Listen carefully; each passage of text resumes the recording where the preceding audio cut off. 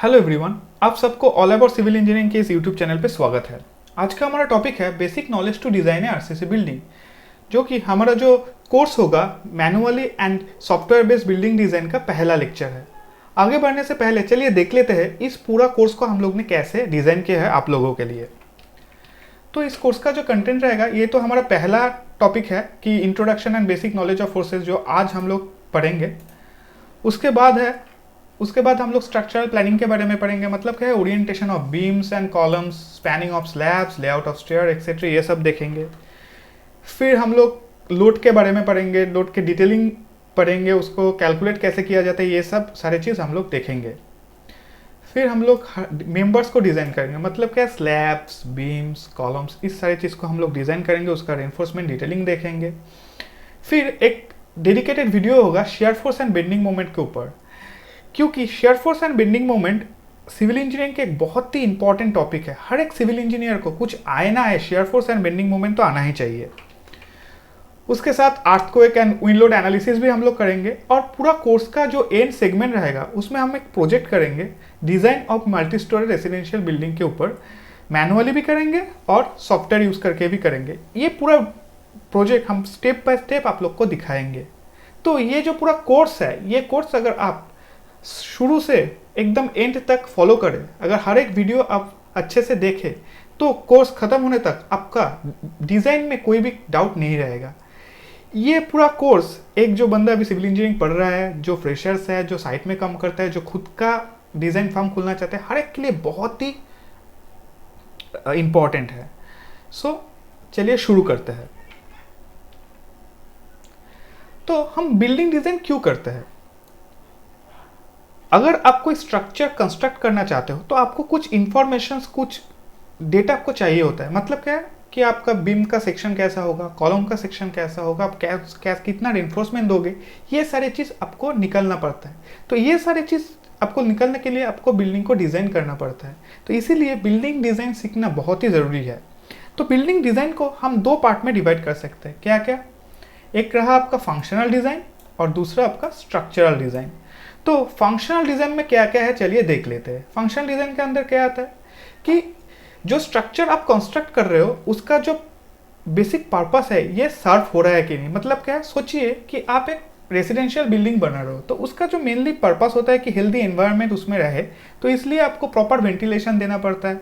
तो इसलिए आपका जो हॉल्स है, जो रूम्स है, उसको प्रॉपर ओरिएंटेशन में रखना है। ये चीज़ आपको दिमाग में रखना है। फिर क्या है, फिर आपको टाइप ऑफ स्ट्रक्चर डिसाइड करना पड़ता है। मतलब क्या, मतलब क्या आप लोड बियरिंग वॉल का स्ट्रक्चर बनाते हो, क्या आप आरसी फ्रेम बना रहे हो, और या स्टील स्ट्रक्चर बना रहे हो, कौन सा मटेरियल आप यूज़ करते हो, ये आपको पहले डिसाइड करना पड़ता है। फिर उस मटेरियल को आपको स्टडी करना पड़ता है, उसका प्रॉपर्टीज़ को आपको जानना पड़ता है, फिर आप डिज़ाइन कर सकते हो। थर्ड पॉइंट क्या है कि it must satisfy the purpose for which it is constructed. मतलब क्या है, इसका मतलब हम थोड़ा एक छोटा सा एग्जाम्पल देके समझते हैं। देखिए, ये एक आपका स्कीमेटिक ड्राइंग है सिनेमा हॉल का।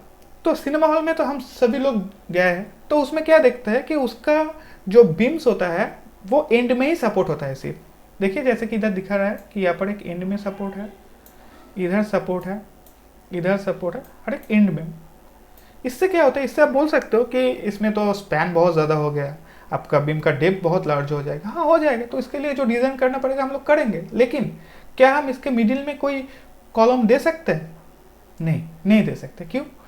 क्योंकि सिनेमा हॉल में आपको जो स्क्रीन होता है उसमें कोई ऑब्स्ट्रक्शन आना नहीं चाहिए। अगर हम बीच में कोई कॉलम दे दे, कोई सपोर्ट दे दे, तो क्या होगा, आपका जो व्यूअर्स होगा, जो सिनेमा हॉल में सिनेमा देखने जाएंगे, तो उसका जो विजन होगा, व्यू होगा, वो पूरा ऑब्स्ट्रक्ट हो जाएगा। तो ये हम नहीं कर सकते। अगर ऐसा किए तो पूरा डिज़ाइन आपका बेकार हो जाएगा। तो ये चीज़ आपको दिमाग में रखना है। फिर क्या है, आप जो डिज़ाइन होता है उसका जो कंस्ट्रक्शन टेक्निक आप चूज करते हो वो इजीली अवेलेबल होना है, उसका लेबर आपको इजीली अवेलेबल होना है। वो बाहर से मंगवाने के लिए अगर कोई आप कंस्ट्रक्शन टेक्निक यूज़ करो, वो नहीं करना चाहिए। ठीक है, तो आपको ऐसे ही कंस्ट्रक्शन टेक्निक यूज़ करना है जो इजीली अवेलेबल है। और क्या, और एक चीज़ होता है कि हर एक जो मेंबर होता है, हर एक जो स्ट्रक्चर होता है, उसका एक खुद का डिज़ाइन लाइफ होता है। तो आप ऐसे ही डिज़ाइन करना है आपको कि वो पूरा जो डिज़ाइन लाइफ होता है उसमें अगर उसके ऊपर जो भी एटमॉस्फेरिक एक्शंस हो, जो भी हो, वो विथस्टैंड कर पाए। मतलब वो डिज़ाइन लाइफ में वो स्ट्रक्चर फेल नहीं होना चाहिए। ठीक है। फिर आपको क्या आता है, फिर आपको तो उसका लुक्स एंड एस्थेटिक व्यू भी देखना है, साथ में कंस्ट्रक्शन कॉस्ट को जितने भी कम किया जाए, फिर उसका ऑपरेशन मेंटेन, ये सारी चीज़ आपको दिमाग में रखना है। ये रहा आपका फंक्शनल डिज़ाइन का बेसिक। उसके बाद क्या होता है, स्ट्रक्चरल डिज़ाइन। तो स्ट्रक्चरल डिज़ाइन क्या है? स्ट्रक्चरल डिज़ाइन बेसिकली एक साइंस है जिसके ज़रिए हम ये समझ पाते हैं कि हर एक members like slab, beams, columns different different load के अंदर कैसे बिहेव करते हैं। उस बिहेवियर को हम समझते हैं, फिर उसको स्टडी करते हैं, फिर उसको डिज़ाइन करते हैं, ठीक है। और हाँ, डिज़ाइन आपको इकोनॉमिकल करना है, उसको सेफ भी होना है, सर्विसेबल भी होना है। तो चलिए देख लेते हैं, जैसे कि हमारा ये पूरा कोर्स आरसी एक फ्रेम स्ट्रक्चर के ऊपर होगा, तो देख लेते हैं एक आरसी बिल्डिंग फ्रेम में प्रिंसिपल एलिमेंट्स क्या क्या होता है। तो पहला क्या आता है, पहला आपका स्लैब आता है, ये रहा आपका स्लैब, ये रहा आपका स्लैब, ये एक लार्ज एरिया को कवर करता है। फिर इस स्लैब को कौन सपोर्ट करता है? इस स्लैब को सपोर्ट करता है ये हॉरिजॉन्टल मेंबर, जिसको बीम कहता है। ये बीम स्लैब को सपोर्ट करता है। फिर इस बीम को कौन सपोर्ट करता है? इस बीम को सपोर्ट करता है ये वर्टिकल मेंबर्स कॉल्ड कॉलम्स। और इस कॉलम्स के जो लोड्स है, ये लोड्स कंसंट्रेटेड होके इस फुटिंग में जाता है, फाउंडेशन में। और फाउंडेशन क्या करता है, बाद में पूरा सॉइल में इसको डिस्ट्रीब्यूट कर देता है। तो चलिए देख लेते हैं ये जो पूरा लोड ट्रांसफर मैकेनिज्म कैसे काम करता है। जैसे कि आप देख सकते हो, मैंने पहले ही बताया, स्लैब से जाता है बीम में, बीम से कॉलम में, कॉलम से फाउंडेशन में, फाउंडेशन से सॉइल में। तो ये जब पूरा फाउंडेशन सॉइल में जब लोड को डिस्ट्रीब्यूट कर दिया, तो एक चीज़ हमको यहाँ पर दिमाग में रखना है कि सॉइल का जो सेफ बियरिंग कैपेसिटी है वो जो पूरा बिल्डिंग का लोड है उससे ज़्यादा होना चाहिए। कभी भी बिल्डिंग का लोड सॉइल का सेफ बियरिंग कैपेसिटी को क्रॉस नहीं करेगा। अगर कर जाता है तो पूरा आपका जो सॉइल है वो कोलैप्स कर जाएगा। तो ऐसा हम नहीं कर सकते, तो इसलिए हमको सेफ बियरिंग कैपेसिटी के अंदर ही उसको रखना है। एक बहुत ही इंपॉर्टेंट नोट आप लोगों के लिए, प्रैक्टिकल सेंस में बहुत ही इंपॉर्टेंट है। देखिए यहाँ पर क्या बोल रहे हैं कि फ्रेम स्ट्रक्चर को आपको पहले आपको फ्रेम को ही बनाना है, फिर आपको उसका वॉल को कंस्ट्रक्शन करना है। मतलब क्या है, आपको पहले कॉलम्स, फिर बीम, स्लैब, ये सब पहले आपको कंस्ट्रक्ट कर देना है। उसके बाद आप जो वॉल है इसको आप इरेक्ट कर सकते हो। कभी कभार आप आपके लोकेलिटी में कहीं भी देख सकते हो कि किसी रेसिडेंशियल बिल्डिंग बन रहा है, उसमें आप देखोगे कि पहले वॉल्स कंस्ट्रक्ट हो रहा है, उसके बाद उसके ऊपर बीम्स को कास्ट किया जा रहा है, फिर स्लैब को कास्ट किया जा रहा है। तो अगर आप किसी से पूछोगे तो नहीं, मैंने तो पढ़ा है ये गलत टेक्निक है, ये तो रॉन्ग टेक्निक है, वो आपको बताएगा नहीं, इससे आपका बॉटम फ्रेमवर्क सेव हो जाता है, इससे मिड स्पैन का जो आपका स्टील होता है वो कम हो जाता है। हाँ, हो जाता है, लेकिन और एक चीज़ भी यहाँ पर होता है। क्या होता है, बीम से कुछ लोड आपका वॉल में ट्रांसफर हो जाता है, लेकिन हमने तो वॉल को लोड बियरिंग वॉल नहीं माना है, ऐसे डिज़ाइन तो हमने नहीं किया है। तो फिर क्या हो गया, पूरा जो आपका फ्रेम स्ट्रक्चर का जो कंसेप्ट है, जो पूरा जो सिस्टम है, ये सिस्टम पूरा आपका ब्रेक हो गया। देखने में तो फ्रेम स्ट्रक्चर ही लगेगा, लेकिन ट्रू सेंस में ये फ्रेम स्ट्रक्चर जैसे काम नहीं करेगा। The system does not act as a frame structure in true sense.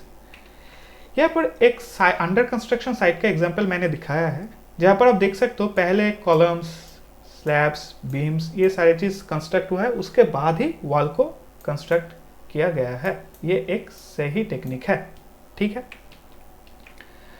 तो जब आप स्ट्रक्चर डिजाइन करते हो, इसका कुछ स्टेजेस होता है। तो इस स्टेजेस क्या है, चलिए देख लेते हैं। पहला क्या स्टेज है, पहला स्टेज है आपका design, computation of design load. जैसे कि मैंने पहले ही बताया कि आपको लोड क्या क्या एक एक मेंबर के ऊपर आ रहे हैं, ये सही से आपको कंप्यूट करना है, सही से आपको कैलकुलेट करना है। अगर कभी भी आपका जो लोड आप गलती से रॉन्ग कैलकुलेट कर लिए, कम आ गया, जो एक्चुअल में आना चाहिए उससे कम आया है, तो क्या होगा, वो स्ट्रक्चर फेल हो जा सकता है, ठीक है। उसके बाद आपको स्ट्रक्चरल प्लानिंग करना है, मतलब ओरिएंटेशन करना है, कैसा होगा, ये सारी चीज़ देखना है। फिर आपका एनालिसिस देखना है, एलिमेंट डिज़ाइन देखना है, ड्राइंग, डिटेलिंग एंड एस्टिमेशन भी आपको करना है। तो ये जो 5 आपका स्टेजेस है, इससे सबसे जो इम्पोर्टेंट स्टेज है वो है ये वाला डिज़ाइन लोड। अगर आप ठीक से कैलकुलेट ना कर पाओ तो पूरा डिज़ाइन ही बेकार हो जाएगा। तो ये वाला स्टेप बहुत ही इंपॉर्टेंट है। हालांकि इसमें हम लोग वीडियो बनाएंगे, डिटेलिंग में इससे बारे में बात करेंगे। और हाँ, ड्राइंग डिटेलिंग के बारे में भी हम लोग पढ़ाएंगे, जैसे कि बार बेंडिंग शेड्यूल कैसे होता है, एक ड्राइंग को कैसे स्टडी किया जाता है, एस्टिमेशन कैसे किया जाता है, रेट एनालिसिस कैसे किया जाता है, पीडब्ल्यूडी शेड्यूल्स में क्या क्या नॉर्म्स दिया हुआ है, सीपीडब्ल्यूडी शेड्यूल्स में क्या क्या नॉर्म्स है, ये सारी चीज़ हम लोग पढ़ेंगे। ठीक है, तो चलिए आगे बढ़ते हैं। हम आज का जो लेक्चर है उसका सेकेंड पार्ट में आ गया, क्या है कि फोर्सेस कैसे एक्शन करता है एक आपका जो स्ट्रक्चर है उसका मेंबर्स में। तो कौन सा फोर्स एक्चुअली एक्ट हो सकता है? एक्सियल फोर्स होता है, बेंडिंग मोमेंट होता है, शियर फोर्स होता है एंड टॉर्शन होता है। इसका कॉम्बिनेशन भी हो सकता है। तो चलिए पहले एक्सियल फोर्स देख लेते हैं। तो एक्सियल फोर्स क्या है? Axial force in generally one dimensional members में एक्ट होता है, जैसे कि columns, arches, cables, members of trusses इसमें, और ये पास होता है थ्रू सेंट्रोइडल एक्सिस। जैसे कि ये एक आपका सिलेंडर हुआ है, तो इसमें आपका जो सेंट्रोइडल एक्सिस है, ये बराबर देखिए ये लोड आपका फोर्स एक्ट हो रहा है। अगर ये फोर्स दो ऑपोजिट डायरेक्शन में एक्ट होता है, मतलब किसी एक मेंबर को वो खींच रहा है, तो इसको बोलता है टेंसाइल फोर्स। और अगर इसको दबा रहा है, सेम डायरेक्शन में फोर्स एक्ट हो रहा है, तो इसको बोलता है कंप्रेसिव फोर्स। तो चलिए हम लोग रियल लाइफ एग्जांपल देख लेते हैं। जैसे कि आप यहाँ पर देख सकते हैं, एक टैग ऑफ वायर का हमने पिक्चर दिया हुआ है, जहाँ पे दो आदमी दो एंड में एक रस्सी को पकड़ा है और इसको दो अपोजिट डायरेक्शन में खींच रहा है। तो इसमें जो लोड आपका एक्ट होगा, मतलब यहाँ पर ये एक डायरेक्शन में और इस आदमी के लिए ये दूसरे डायरेक्शन में, तो इसमें ये रस्सी में टेंसाइल फोर्स एक्ट हो रहा है। और इधर अगर आप देखोगे तो ये जो बॉक्स है, इस बॉक्स में दो आदमी एक ही डायरेक्शन में और एक ही जगह में लोड एक्ट कर रहा है। तो ठीक है, इसका मतलब क्या है? इसके ऊपर कंप्रेसिव फोर्स एक्ट हो रहा है। आई होप आप लोगों को समझ में आया होगा। ठीक है, तो हम लोग आगे बढ़ते हैं। Bending moment. बेंडिंग मोमेंट क्या है? बेंडिंग मोमेंट होता है कि अगर आपका एक स्ट्रक्चर, एक मेंबर, उसके ऊपर एक फोर्स के कारण, उसके ऊपर इंड्यूस एक मोमेंट के कारण उसमें जो रिएक्शन इंड्यूस होता है, जिसके लिए वो स्ट्रक्चर बेंड होता है, उसको बेंडिंग मोमेंट कहते हैं। तो in general, in simplest form जो मेंबर्स में हम लोग बेंडिंग मोमेंट देख सकते हैं वो है कि बीम। ठीक है, बीम में हम लोग देख सकते हैं। तो जब एक स्ट्रक्चर में, एक बीम में आपका बेंडिंग मोमेंट इंड्यूस्ड हुआ, बेंडिंग मोमेंट हो रहा है, तो इसमें इंटरनली दो तरह के स्ट्रेस एक्ट होता है, एक तो बेंडिंग टेंसाइल और एक कंप्रेसिव स्ट्रेस एक्ट होता है। तो यहाँ पर एक आप बीम देख सकते हो, इस बीम का ये आपका न्यूट्रल एक्सिस रहा, इसके आप क्लॉकवाइज और यहाँ से आप एंटी क्लॉकवाइज मोमेंट दिए, तो इसमें ये जो बीम हो गया कि इस बीम बेंड हुआ है। तो ये बेंड होने के कारण इसमें ऊपर के लेयर में आया कंप्रेशन और नीचे के लेयर में आया टेंशन। तो चलिए इसको थोड़ा डिटेलिंग में देख लेते हैं। Stresses in beam due to bending moment. ठीक है, तो ये आपका एक बीम है और ये आपका न्यूट्रल एक्सिस रहा। फिर यहाँ पर हम लोग एक सेक्शन कट किए। ठीक है, तो सेक्शन कटने के बाद उसको हम लोग जूम करके ऐसे देख रहे हैं कि ये आपका न्यूट्रल एक्सिस है, इसके ऊपर 4 मॉलिक्यूल हमने देखे और इसके नीचे 4 मॉलिक्यूल हमने लिए। ठीक है, फिर हमने इसके ऊपर एक तरह से क्लॉकवाइज और दूसरी तरह से एंटी क्लॉकवाइज मूवमेंट इंड्यूस्ड किए। इसके लिए ये बीम ऐसे बेंड हो गया। ठीक है, ऐसे बेंड हो गया। तो इस बेंड होने के लिए इस मॉलिक्यूल्स में क्या चेंजेस है, चलिए देख लेते हैं। ये क्या हुआ है, ऊपर का लेयर का जो मॉलिक्यूल्स है, ये दोनों आपस में बहुत नजदीक आ गया है, मतलब इसके ऊपर कंप्रेसिव फोर्स एक्ट हो रहा है, मतलब कंप्रेसिव स्ट्रेस आ रहा है। और नीचे का मॉलिक्यूल्स का एक दूसरे से दूर जा रहा है, मतलब ऑपोजिट डायरेक्शन में इसके फोर्स एक्ट हो रहा है, मतलब इसमें टेंसाइल स्ट्रेस एक्ट हो रहा है। ठीक है, तो ऐसे हम देख सकते हैं कि एक बीम के ऊपर बेंडिंग मोमेंट के लिए इंटरनली दोनों तरह के ही स्ट्रेसेस एक्ट होता है। I hope you guys understand this. अगर कोई भी प्रॉब्लम रहा होगा, कि समझ में कुछ भी दिक्कत रहा होगा, तो प्लीज़ कॉमेंट बॉक्स में हम लोग को बताएं। तो चलिए अब आगे बढ़ते हैं। तो शेयर फोर्स। शेयर फोर्स क्या चीज़ है? शेयर फोर्स एक अनअलाइंड आपका फोर्स होता है, जो एक मेंबर का दो ऑपोजिट डायरेक्शन में एक्ट करता है और उस मेंबर को दो स्पेसिफिक डायरेक्शन में, ऑपोजिट डायरेक्शन में वो पुश करते हैं, जिसके लिए वो मेंबर स्लाइड हो जाता है। जैसे कि आप इस पिक्चर में देख सकते हो कि अगर आप यहां से एक फोर्स दो, यहां से एक फोर्स दो, और इसके लिए ये स्ट्रक्चर ऐसे, ये बीम ऐसे स्लाइड हो जा रहा है, तो ये जो फोर्स रहा वो आपका शेयर फोर्स रहा। और शेयर फोर्स आपका एक्ट करता है आपका यहाँ पर, मतलब आपका जो सरफेस एरिया है उसमें एक्ट करता है। तो इसका एक बेसिक एग्जांपल होता है, अगर आप डेक ऑफ कार्ड्स लो और उसके ऊपर के लेयर में आप उसको एक उंगली से ऊपर से दबाओ एक डायरेक्शन में, नीचे से इसको दबाओ और एक डायरेक्शन में, तो देखो कि वो कार्ड एक दूसरे से ऊपर से लेयर से स्लिप हो जाता है। तो ये आपका शियर फोर्स का एक एग्जांपल रहा। ठीक है, चलिए फिर टॉर्शन। टॉर्शन क्या होता है? टॉर्शन होता है कि चलिए एक मेंबर के जो आपका लॉन्गिट्यूडिनल एक्सिस होता है उसके अबाउट में अगर आप एक मूवमेंट दो जिसके लिए उस मेंबर में एक ट्विस्टिंग होता है, उसको टॉर्शन बोलता है। और जो मूवमेंट आप देते हो उसको टॉर्क बोलते हैं। ठीक है, इस ड्राइंग में आप देख सकते हो कि यहाँ पर हमने टॉर्क दिया है, तो इसके लिए इस बीम में एक ट्विस्टिंग आया है, तो इसको आप टॉर्शन बोलते हो। तो टॉर्शन का कुछ एग्जाम्पल हम देख लेते हैं कि आप जो रूबिक क्यूब्स होते हैं उसको घुमाते हो, वो एक टॉर्शन का एग्जाम्पल है। जब आप कपड़े सुखाने के लिए उसको निचोड़ते हो, वो एक आपका टॉर्शन का एग्जाम्पल हुआ। ठीक है, तो ये आज का जो टॉपिक था आपका डिज़ाइन के ऊपर बेसिक नॉलेज एंड फोर्सेस के लिए and basic knowledge of forces, ये हमने कंप्लीट किया यहाँ तक। इसके बारे में अगर कोई भी डाउट रहता है तो प्लीज़ हम लोग को बताएं, कमेंट सेक्शन में हम लोग को बताएं। तो चलिए कुछ इंपॉर्टेंट इन्फॉर्मेशन मैंने आप लोग के लिए लाया है आप लोग को देने के लिए, चलिए देख लेते हैं। यहाँ पर हमने एक टेबल बना है, जो यहाँ पर है मटेरियल और यहाँ पर आपका है यूनिट वेट किलो न्यूटन पर मीटर क्यूब में। ये जो यूनिट वेट है हमने बहुत ज़्यादा यूज़ होता है, ऐसे कुछ मटेरियल का यूनिट वेट यहाँ पर दिया है। हालांकि आप और भी बहुत सारे मटेरियल के यूनिट वेट आपका टेक्स्ट बुक में आइस कोर्स में पा सकते हो, लेकिन बहुत ज़्यादा इंपॉर्टेंट जो मटेरियल्स है मैंने उसका ही दिया है यहाँ पर।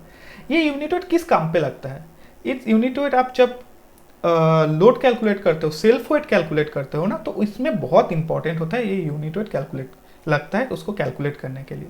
तो जो कॉमन बार्नक्ले ब्रिक होता है उसका कितना है 18.85 किलो न्यूटन पर मीटर क्यूब, ओपीसी सीमेंट का कितना है 14.4, प्लेन सीमेंट का एसआई 24, आरसीसी का 25, सीमेंट प्लास्टर का 20.4, ड्राई सैंड का 15.1 टू 15.7 एंड स्टील का 78.5 किलो न्यूटन पर मीटर क्यूब।